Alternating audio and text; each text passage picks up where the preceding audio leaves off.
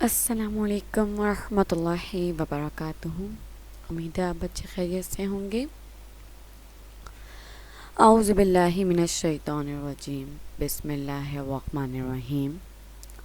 نعت میں آج ہم لوگ گرامر کی جانب بڑھتے ہیں۔ پیارے بچوں، آج ہم جانیں گے فعل۔ کیا آپ کو معلوم ہے فعل کیا ہوتا ہے؟ جی، فعل کسی کام کے ہونے کو کہتے ہیں۔ وہ کام کسی بھی زمانے میں ہو یا ہو رہا ہو یا ہونے والا ہو، فعل کہلاتا ہے۔ فعل کی اقسام۔ فعل کی 3 اقسام ہیں ہمارے پاس۔ نمبر 1 فعل ماضی، نمبر 2 فعل حال، نمبر 3 فعل مستقبل۔ آئیے اب ہم فعل کی اقسام کے بارے میں جانتے ہیں۔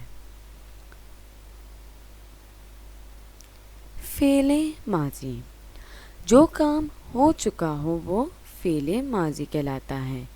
یہ تھا، تھی، تھے سے ظاہر ہوتا ہے۔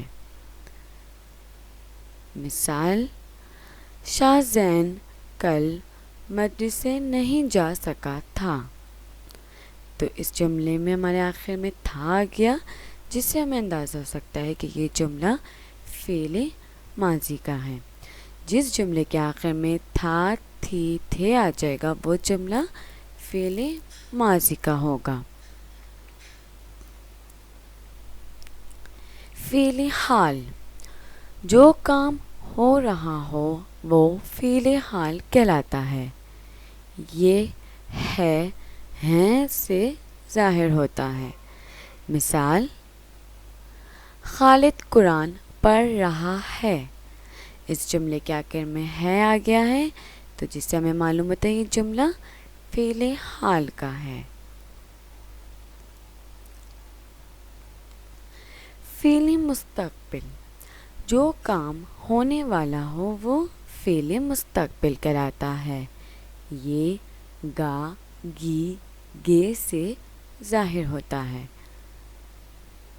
مثال: عامل کل سے نیا سپارہ پڑھنا شروع کرے گا۔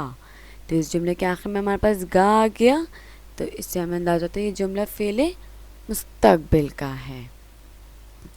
امید ہے آپ لوگوں کو فعل کی یہ 3 اقسام اچھے سے سمجھ آ گئی ہوں گی۔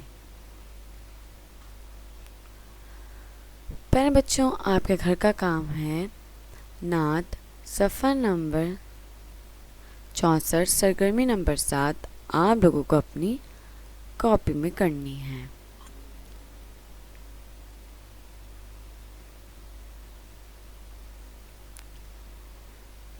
جزاک اللہ خیر بچوں، خدا حافظ۔